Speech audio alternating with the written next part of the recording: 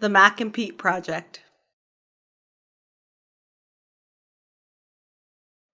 So, Mac, can you tell me the name of Rios's ship? I cannot. Do you know what it looks like or what color it is?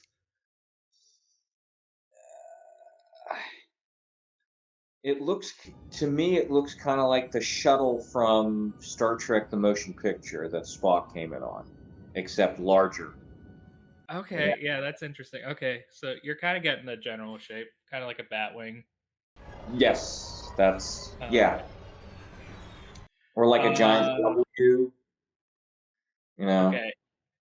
Do you remember what the name of the ship in Star Trek: The Next Generation was called? You gonna yes. What was I'm the name of assu- that ship? I'm assuming you mean the big one that was on every episode. Is that what's the one you mean? Yeah, and do you know like the components of the ship? Like what does it look like on the outside? Yes, I could. Like how would you describe that ship, and what's it called? I It, forget. that ship is a Galaxy class starship. It has a very large saucer section with a smaller star drive section with two very wide nacelles under the saucer section, which is different from the Constitution, the uh, Ambassador, and the Excelsior class starships. Okay. Could you tell me? So if you didn't know, the name of Rios' ship is called La Sirena. La Serena. Okay. So it's Spanish for siren or mermaid. Okay. Okay, with that information you just gave me, can you tell me what the engines look like on La Sirena and the location or shape of them or what part of the ship it would be on?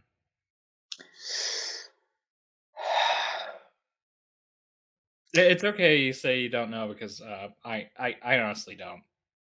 So, for me, making the assumption from what starships look like in the Star Trek universe, I would assume that the center part of what looks to be the middle of the ship, that is the living quarters, the bridge, the kit and caboodle. And the warp core is in the middle of that and it shoots off. And then the nacelles are the large things sticking out on the sides. Now, the way that you're making that sound is that's not accurate. I don't think they're on the side. I think it's just like a tiny little Star Wars engine in the center and the back.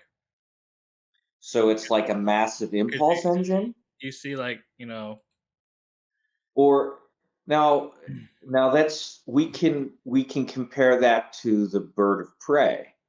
it's totally fine. These are I'm not condemning the design of this ship. I'm just saying we don't know how this thing works. Which Um, is true. But if you look at any other Starfleet vessel, you can know very quickly that the nacelles create the warp field to slip you into subspace that creates faster than the right. light travel. So I'm bringing this up because I have almost nothing to say about this episode. It was just something that crossed my mind. Apparently the ship's red. Uh, It's red? Maybe it was just in season one, but it's been so darkly illuminated. I know that sounds oxymoronic. Darkly illuminated. Uh, that just looks But you black. can't tell. Yeah, so it's like I have no idea what the ship looks like. It's crashed on the outskirts of Chateau Picard, and I couldn't tell you what our ship looks like. You know, Yeah, I have no idea. But yeah, I could tell you each ship. I could describe to you what the Defiant looks like. I mean, I can. That's. But you're correct. I didn't. That is one. Well, probably because how much we've been critiquing everything else. Something that used to be a pleasure, which was looking at starships and oh, this does that, and where's the captain's yacht and the saucer separation we've only used a handful of times. all that stuff. We would deconstruct, but we've been so. Because All we right, don't we don't so know what the ship looks like because we're hardly ever in space. we're hardly ever in space. Okay, having said that, what besides looking or picking apart the ship,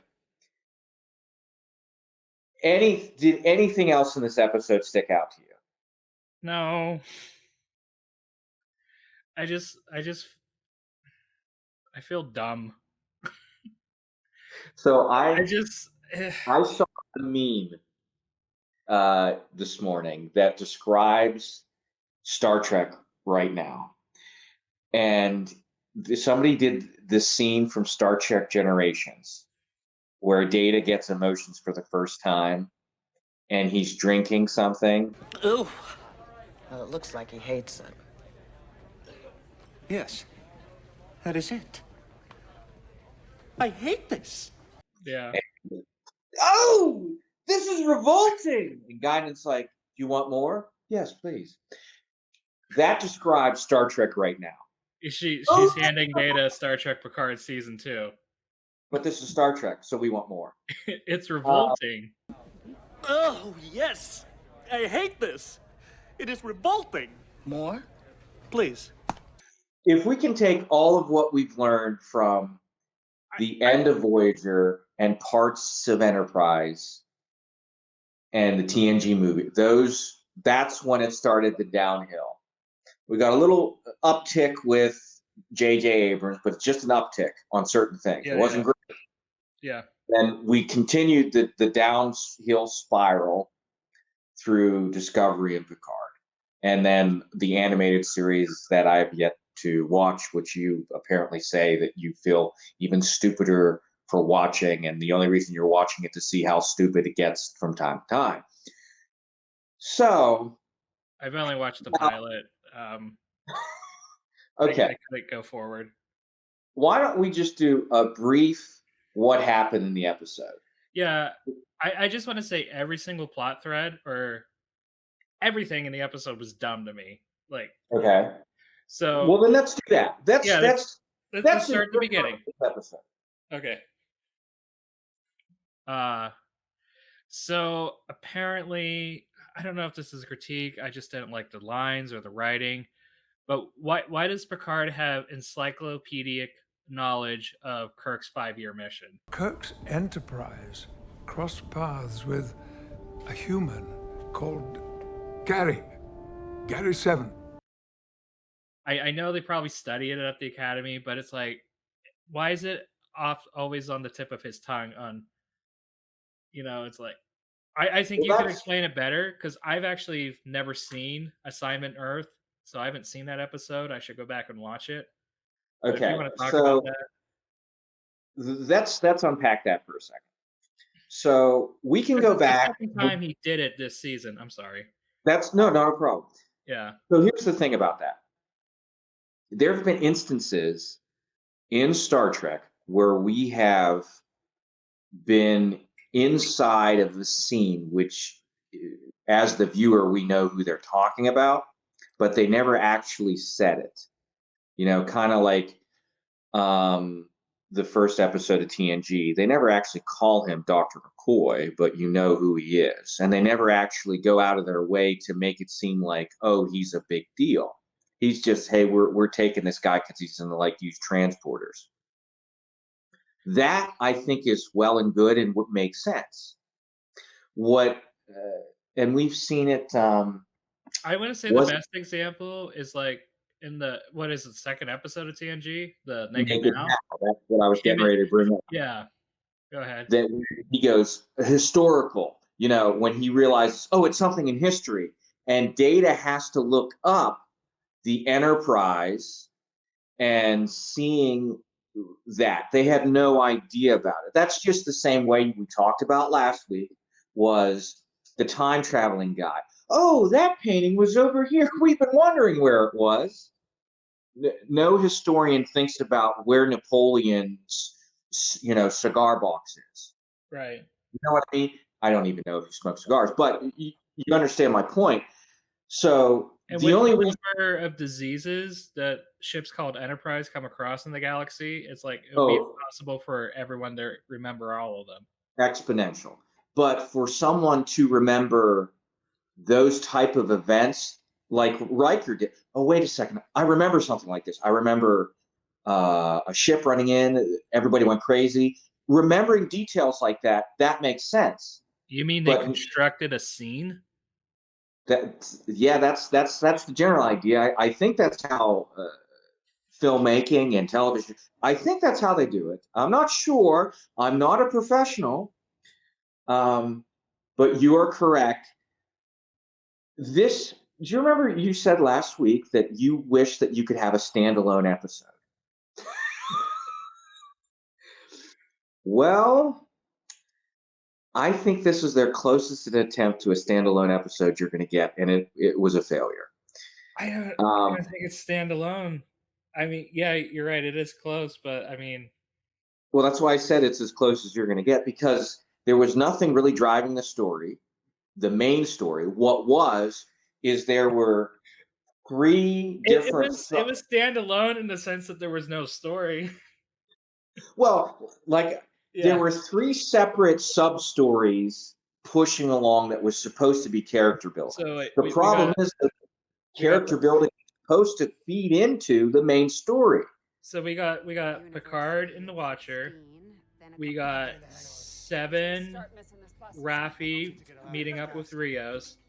We have Jurati and the Borg Queen, and now we have some ancestor of Noonien Sung and his daughter that looks like the actress who couldn't act last season is back again.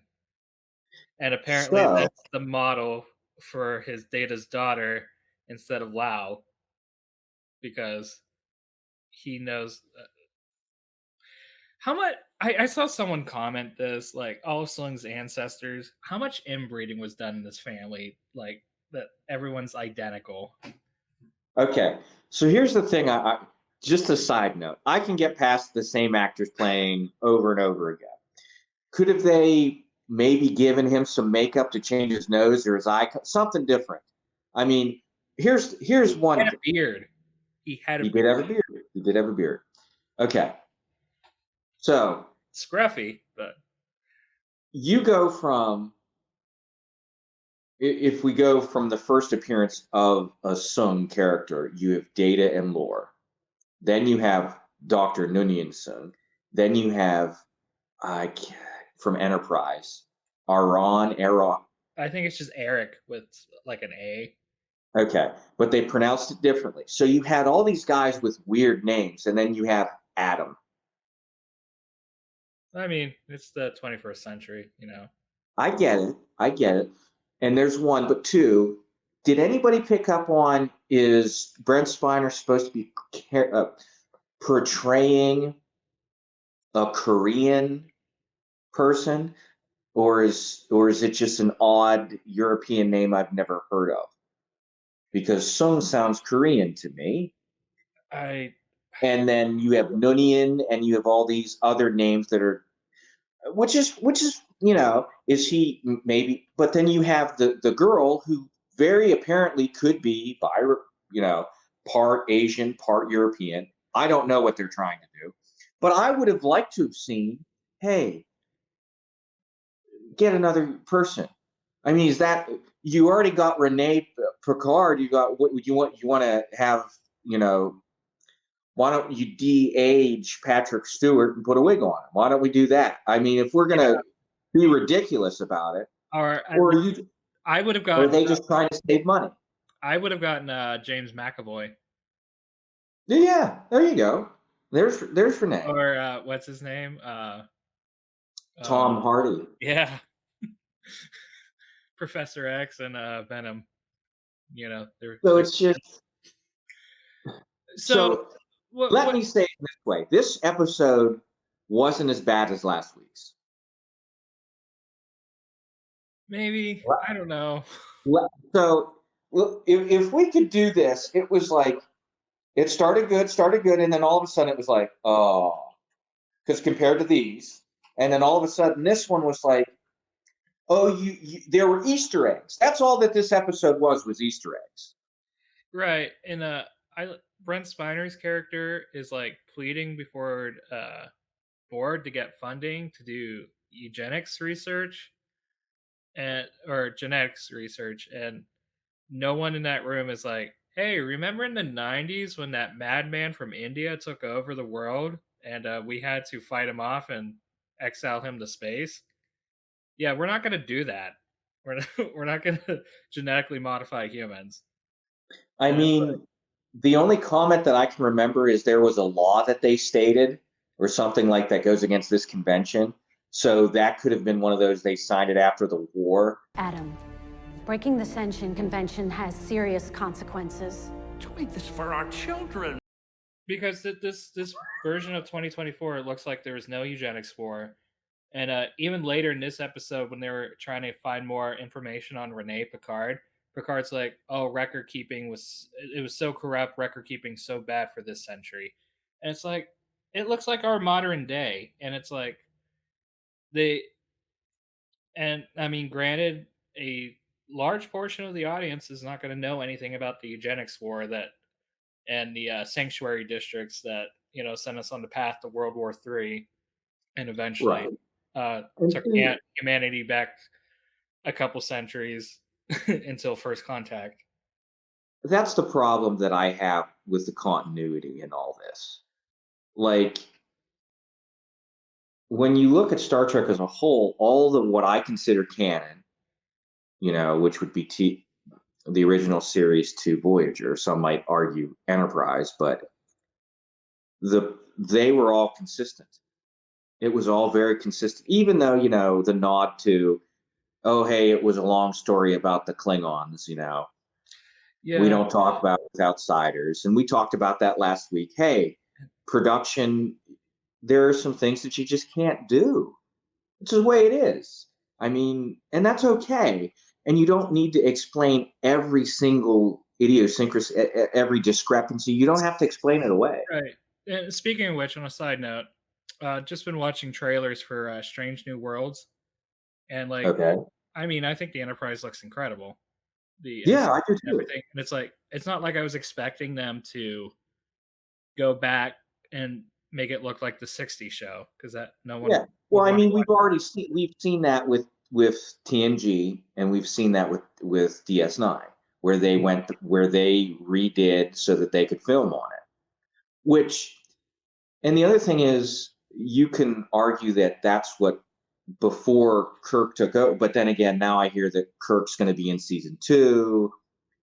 I don't know what to expect.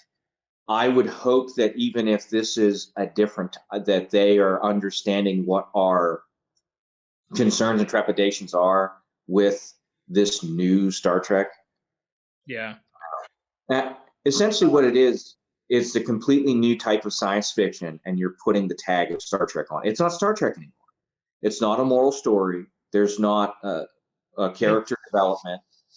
It's barely science fiction. It's barely science fiction. Yeah, just because you throw a couple of explosions in there and some techno babble and you're in space does not make it science fiction. Yeah, just so much bad dialogue. Like, there was a point where, like, Seven says to Rafi, it's like, you're being too careless. And Rafi's like, you're being too careful. You're being too careless. And you're being too goddamn careful. 2 mixed buddies for a sitcom.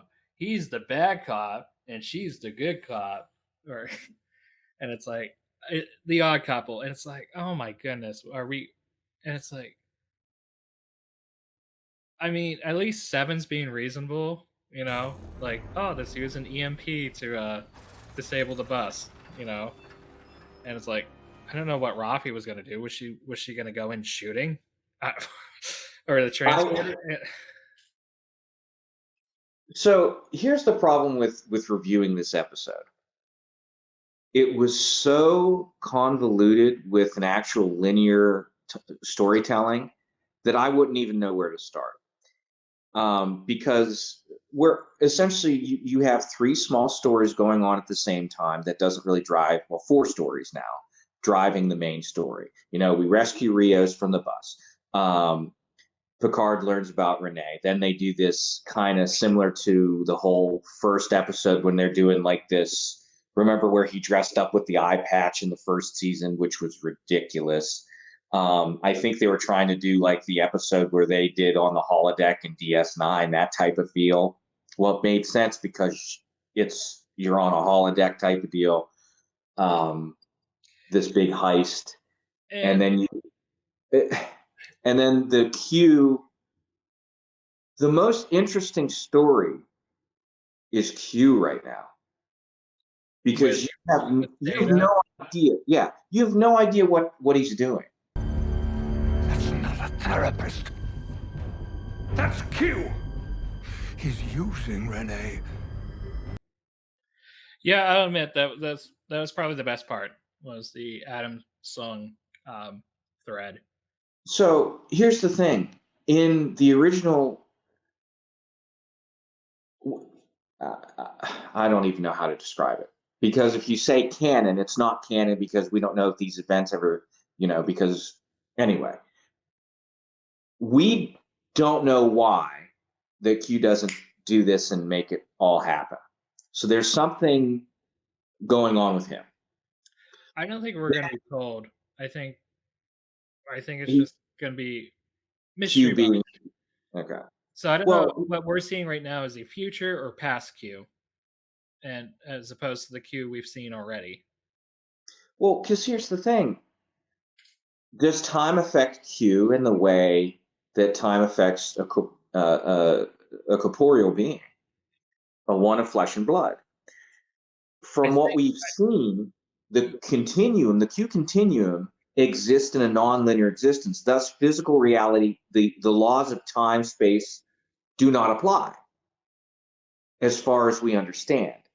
Right. Now, they've explored the morality of suicide through the Q and other things, but that doesn't mean that that might be non-existence. That doesn't mean that they die in the sense of the way that we would die and become energy, or depending on what religious, you subscribe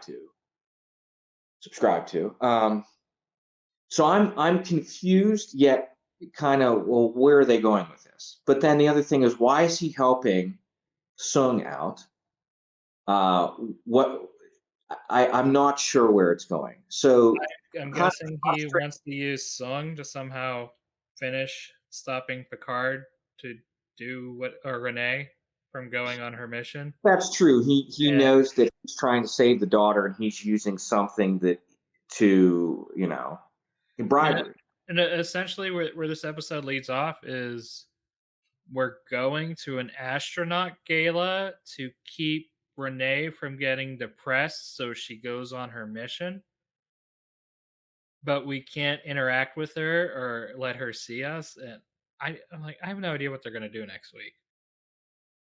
And I feel like this is why the future gets broken, is because someone gets depressed and doesn't go on their mission to discover sentient life on a bacteria or something sentient on the, what was it, Europa? Yeah, one of the moons of Jupiter. And I'm like, just because she didn't do it and her replacement does it instead. Because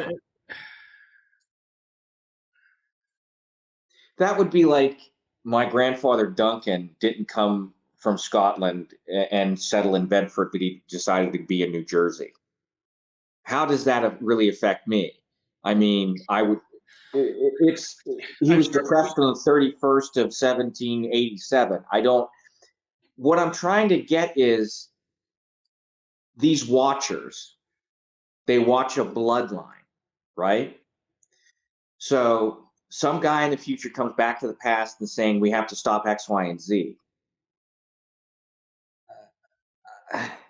And I think the Watcher's doing a terrible job. They're just going to take future Picard's word, and how does she not know that their involvement is what causes her mission? Here's something else that, because like you said, you don't remember watching Assignment Earth. In Assignment Earth,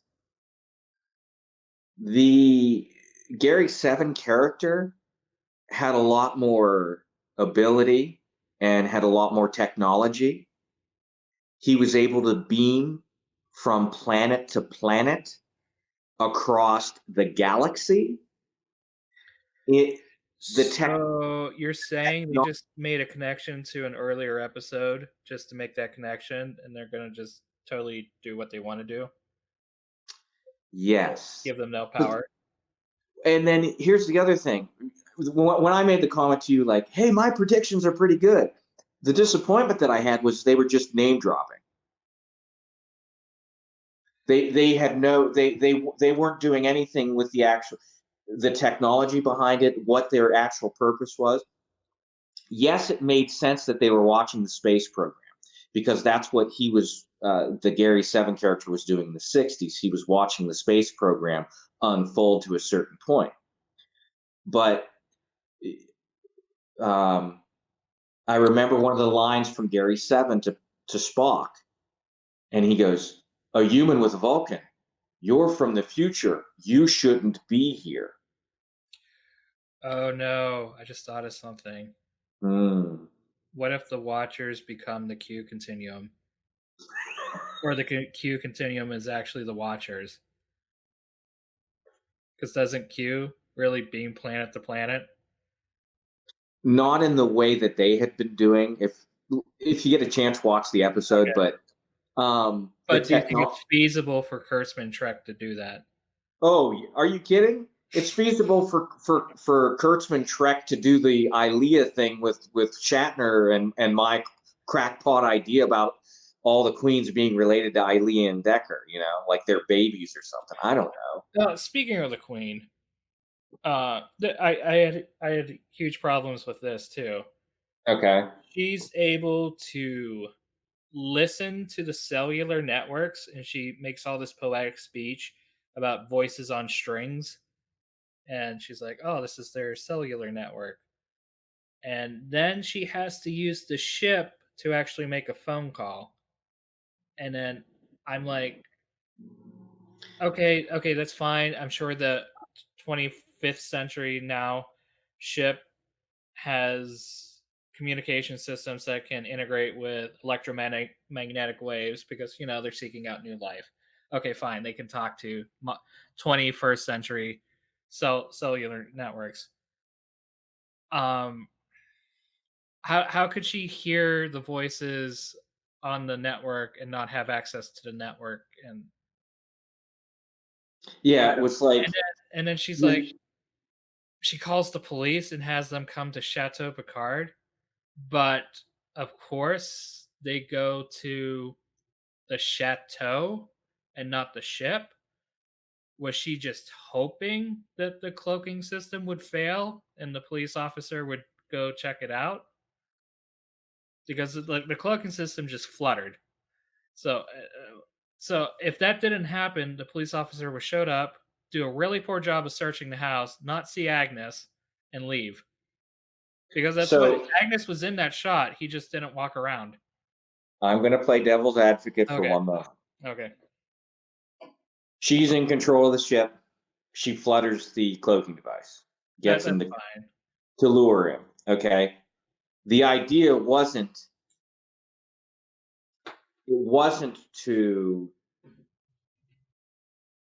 get to join or to link with the cop. The idea was to get Agnes to commit murder to where she feels alone, to where she wants to give herself to the Borg. So, as devil's advocate here, I'm giving them credit to know that the Borg Queen's seduction is more about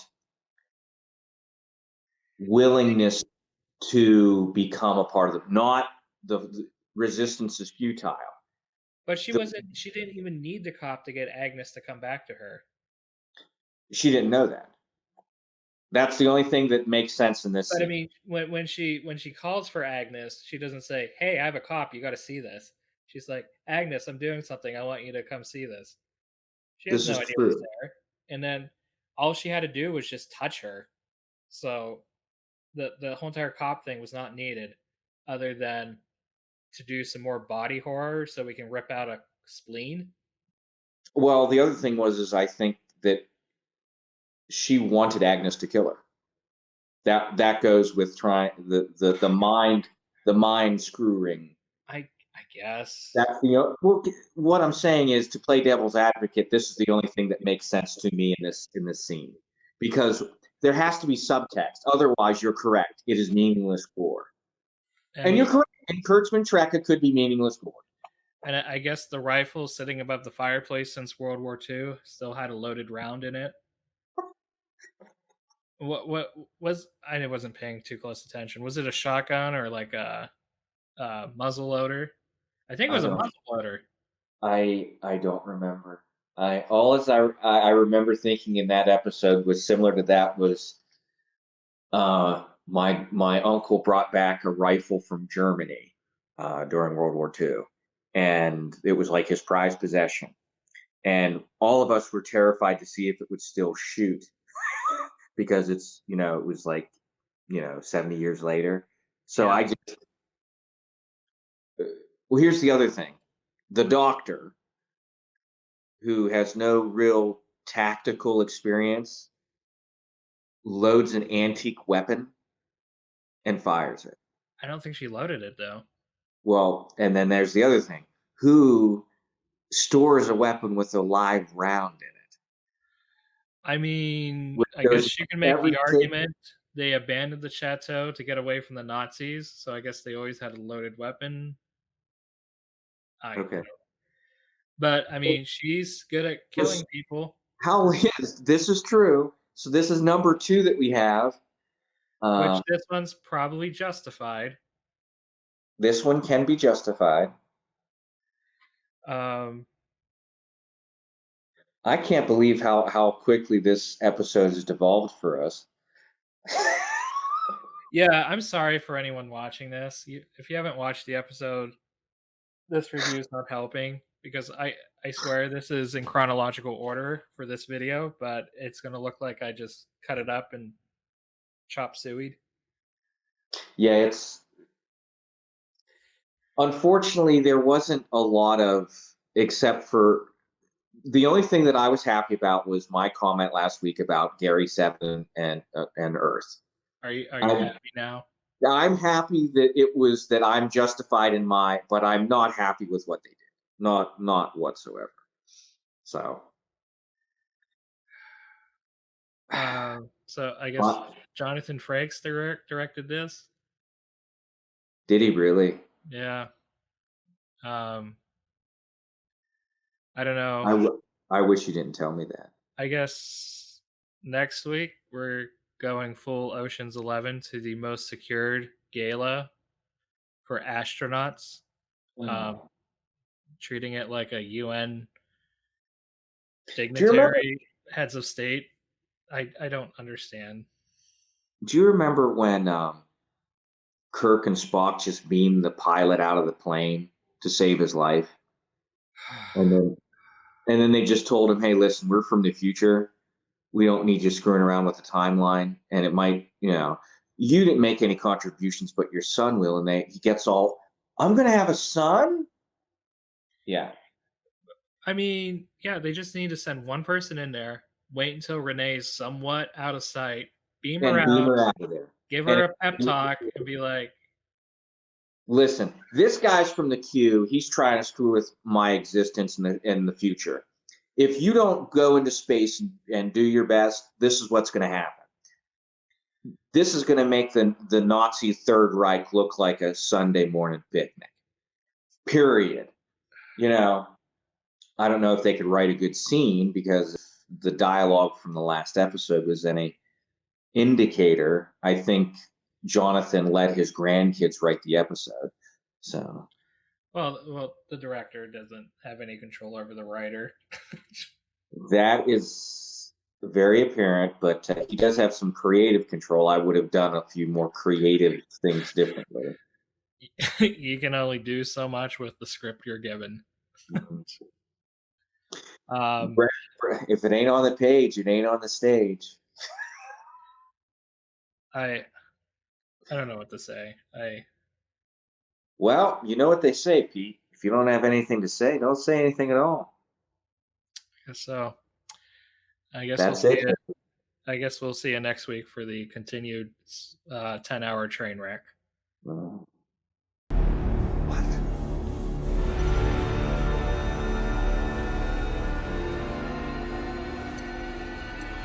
Q?